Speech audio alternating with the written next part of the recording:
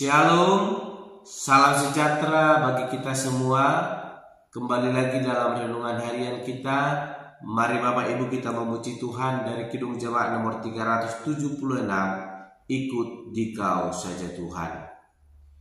Ikut Dikau saja Tuhan, jalan damai bagiku. Aku selamat dan sentosa hanya oleh darah-Mu. Aku ingin ikut Dikau dan mengabdi padamu.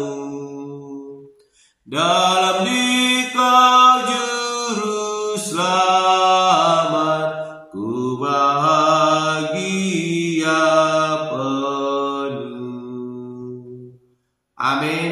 Mari Bapak Ibu kita membuka Alkitab kita dari kitab 2 Tawarik pasal 18 ayatnya yang ke-28 sampai dengan pasal 19 ayatnya yang ke-11. Demikianlah firman Tuhan. Sesudah itu majulah Raja Israel dengan Yosafat Raja Yehuda ke Ramot Gilead. Raja Israel berkata kepada Yosafat, "Aku akan menyamar dan masuk pertempuran, tetapi engkau pakailah pakaian kebesaranmu." Lalu menyamarlah Raja Israel, kemudian mereka masuk ke pertempuran. Adapun Raja negeri Aram telah memberi perintah kepada para panglima pasukan keretanya demikian, "Janganlah kamu berperang melawan sembarang orang, melainkan melawan Raja Israel saja." Segera sesudah para panglima pasukan kereta itu melihat Yosafat, mereka berkata, "Itu Raja Israel." Lalu mereka mengepung dia untuk menyerang dia. Tetapi Yosafat berteriak dan Tuhan menolongnya. Allah membujuk mereka pergi daripadanya. Segera sesudah para panglima pasukan kereta itu melihat bahwa dia bukanlah Raja Israel, maka undurlah mereka daripadanya. Tetapi seseorang menarik panahnya dan menembak dengan sembarang saja, dan mengenai Raja Israel di antara sambungan baju jiranya. Kemudian ia berkata kepada pengemudi keretanya, "Putar, bawa aku keluar dari pertempuran, sebab aku sudah luka." Tetapi pertempuran itu bertambah seru pada hari itu, dan Raja Israel tetap berdiri di dalam kereta berhadapan dengan orang Arab itu sampai petang. Ia mati ketika matahari terbenam. Yosafat Raja Yehuda pulang dengan selamat ke istananya di Yerusalem. Ketika itu Yehuda bin Hanani pelihat itu pergi menemuinya dan berkata kepada Raja Yosafat, "Sewajarnyakah engkau menolong orang fasik dan bersahabat dengan mereka yang membenci Tuhan? Karena hal itu Tuhan murka terhadap engkau. Namun masih terdapat hal-hal yang baik padamu, karena engkau menghapuskan tiang-tiang berhala dari negeri ini dan mencari Allah dengan tekun." Yosafat diam di Yerusalem. Ia mengadakan kunjungan pula ke daerah-daerah dari Berseba sampai ke pegunungan Efraim, sambil menyuruh rakyat berbalik kepada Tuhan Allah nenek moyang mereka. Ia mengangkat juga hakim-hakim di seluruh negeri, yakni di semua kota yang berkubu di Yehuda, di tiap-tiap kota. Berpesanlah ia kepada hakim-hakim itu, "Pertimbangkanlah apa yang kamu buat, karena bukanlah untuk manusia kamu memutuskan hukum, melainkan untuk Tuhan yang ada beserta kamu bila kamu memutuskan hukum. Sebab itu kiranya kamu diliputi oleh rasa takut kepada Tuhan. Bertindaklah dengan seksama, karena berlaku curang, memihak ataupun menerima suap tidak ada pada Tuhan Allah kita." Juga di Yerusalem Yosafat mengangkat beberapa orang dari antara orang Lewi, dari antara para imam dan dari antara para kepala puak Israel, untuk memberi keputusan dalam hal hukum Tuhan dan dalam hal perselisihan. Mereka berkedudukan di Yerusalem. Ia memerintah mereka, "Kamu harus bertindak dengan takut akan Tuhan, dengan setia dan dengan tulus hati demikian dalam setiap perkara yang disampaikan kepada kamu oleh rekan-rekanmu yang tinggal di kota-kota, yakni perkara-perkara mengenai penumpahan darah atau mengenai hukum, perintah, ketetapan-ketetapan dan peraturan-peraturan. Hendaklah kau memperingatkan mereka, supaya mereka jangan bersalah terhadap Tuhan, sehingga murkanya menimpa kamu dan rekan-rekanmu. hendaklah kamu berbuat demikian dan kamu tidak akan bersalah. Dengan ini imam kepala amarnya diangkat sebagai ketuamu dalam segala perkara ketuhanan, dan Jezabel bin Ismail pemuka kaum Yehuda dalam segala perkara kerajaan. Sedang orang Lewi akan melayani kamu sebagai pengatur. Bertindaklah dengan tegas, kiranya Tuhan menyertai orang yang tulus ikhlas. Amin. Bapak Ibu saudara terkasih dalam nama Tuhan Yesus Kristus, kita kembali merenungkan firman Tuhan, dan saya berikan tema bagi kita semua, yaitu ikut kehendak Tuhan. Sekali lagi, ikut kehendak Tuhan. Bapak Ibu saudara terkasih, ayat firman Tuhan yang boleh kita renungkan hari ini berbicara tentang bagaimana Yosafat dan Raja Israel, yaitu Raja Ahab, mereka memang mencari Tuhan, namun mereka tidak mengikuti kehendak Tuhan. Dan hari ini ada sebuah pertanyaan yang boleh saya ajukan kepada kita semua, yaitu ketika kita mencari kehendak Tuhan, apakah yang sesungguhnya sedang kita cari? Apakah kita memang sungguh mencari kehendak Tuhan, atau ingin tahu apa yang Tuhan inginkan dalam hidup kita? Kalau ingin ikut kehendak Tuhan, berarti melakukan kehendak Tuhan. Tapi kalau hanya ingin tahu, belum tentu melakukan kehendak Tuhan. Bapak Ibu saudara terkasih dalam nama Tuhan Yesus Kristus, kehendak Tuhan yang ingin ditaati dengan sungguh-sungguh, ataukah persetujuan atas kehendak kita sendiri? Ini menjadi suatu hal yang penting kita perhatikan. Bagaimana kebenaran firman Tuhan yang boleh kita renungkan hari ini? Yosafat dan Ahab menanggapi kehendak Tuhan yang disampaikan oleh Mika.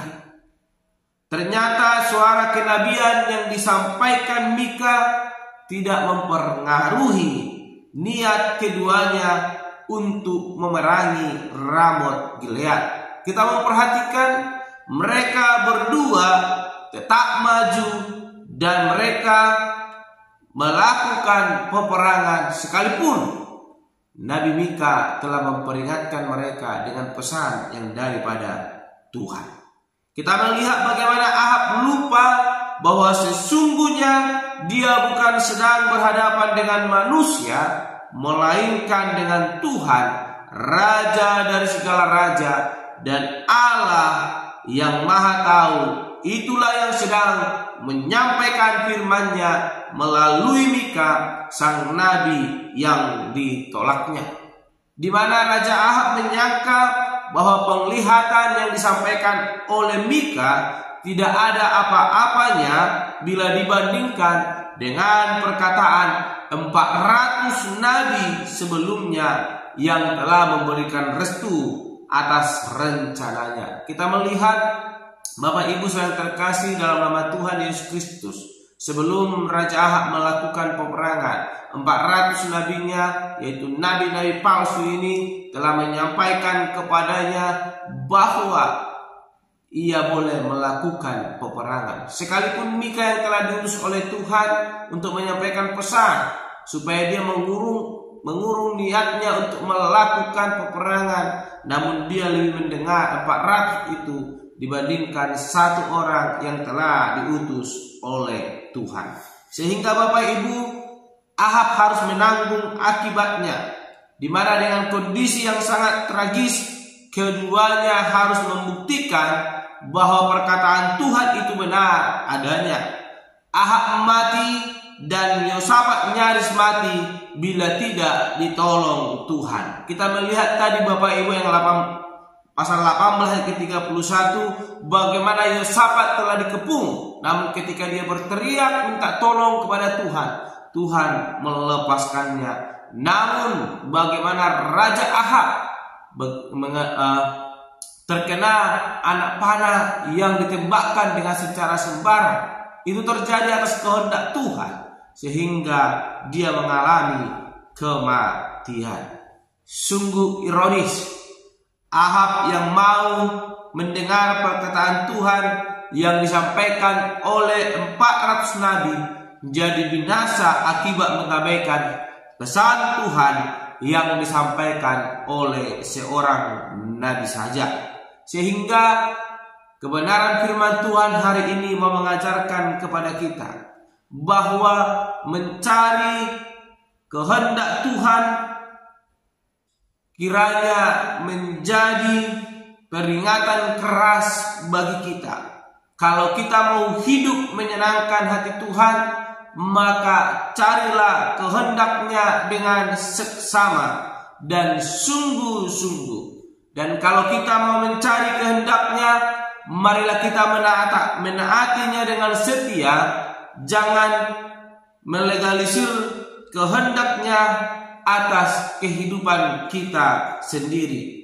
Namun kita diajarkan supaya kita mencari kehendak Tuhan, supaya kita untuk melakukannya, bukan untuk hanya mengetahui saja dan memaksakan kehendak kita, namun kita untuk melakukannya dengan setia dan menaatinya. Sehingga kebenaran firman Tuhan hari ini mau menegaskan kepada kita, ketika kita mau melakukan itu dengan sungguh, maka Tuhan akan memiliki rancangan yang terbaik atas hidup kita. Dan bila kita mau percaya dan bergantung penuh padanya dengan ikut kehendak Tuhan, maka Ia yang akan memimpin dan memelihara kehidupan kita. Kita melihat bagaimana Raja Ahab, bagaimana Yosafat sebagai Raja Yehuda yang tidak mendengarkan perkataan Tuhan. Raja Ahab kehilangan nyawanya dan Raja Yosafat hampir kehilangan nyawanya. Namun karena perbuatan baik yang boleh ia lakukan, Tuhan masih mempertimbangkannya sehingga dia luput dari kematian, dan lewat itu dia mengalami pertobatan dan dia mencari kehendak Tuhan. Oleh karena itu, carilah kehendak Tuhan, ikutlah kehendak Tuhan, maka kita akan memperoleh keselamatan yang daripadanya. Amin. Mari kita berdoa.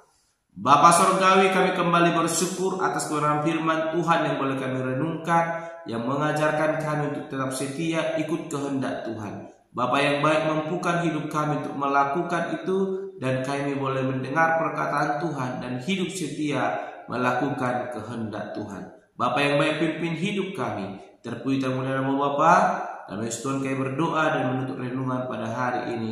Haleluya. Amin. Shalom Bapak Ibu, Tuhan Yesus memberkati.